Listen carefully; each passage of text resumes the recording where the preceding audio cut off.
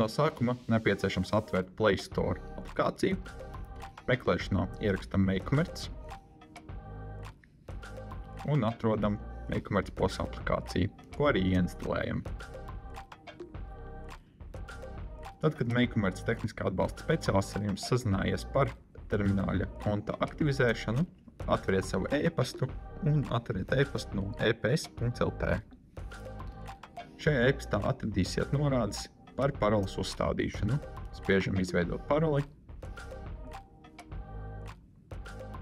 Un šeit izveidojam paroli. Kad paroli uzstādīta, vajadzētu parādīties šādam ekrānam. Tad, kad parole ir uzstādīta, varam atvērt MakeMerts POS aplikāciju, ievedam savu lietotāja e-pastu, šajā gadījumā tas būs galvenā lietotāja e-pasts, ievedam uzstādīto paroli.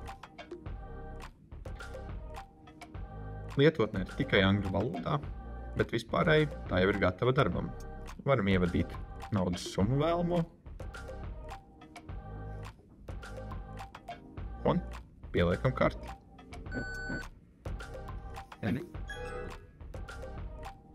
Maksājums ir veiksmīgs. Tālāk klients var izvēlēties vai noskanēt QR kodu vai ievadīt savu e-pastu, lai saņemtu čeku. Tālāk varam pieņemt jaunu maksājumu.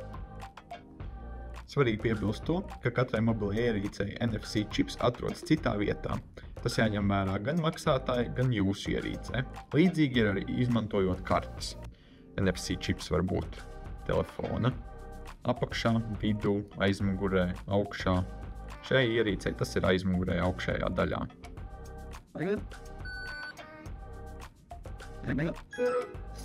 Pārbaudiet, ka arī kartes čipu liek pie pareizās vietas.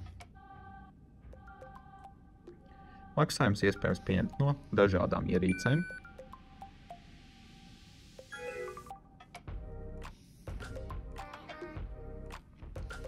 Augšā kreisajā stūrī pieejama izvēle. Šeit jūs varat apstīties iepriekšējos čekus. Uzspiežot uz individuālo maksājumu, varēsiet atkal noskanēt QR kodu vai klientam nosūtīt to uz e-pastu. Tāpat jūs varat apstīties arī pārskatus, kas ir vai nu pa dienām, vai nu arī par mēnešiem, par vēsturiskajā transakciju skaitu un to apjomu.